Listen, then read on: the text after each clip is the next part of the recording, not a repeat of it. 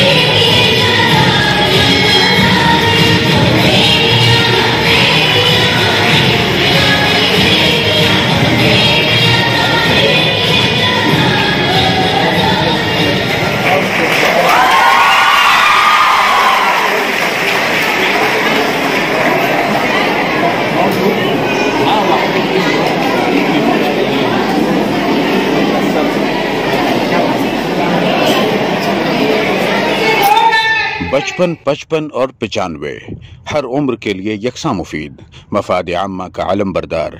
जरूर सब्सक्राइब करें, लाइक करें, शेयर करें और बेल आइकन प्रेस करना न भूलें। रब्बानी द स्कॉलर यूट्यूब चैनल।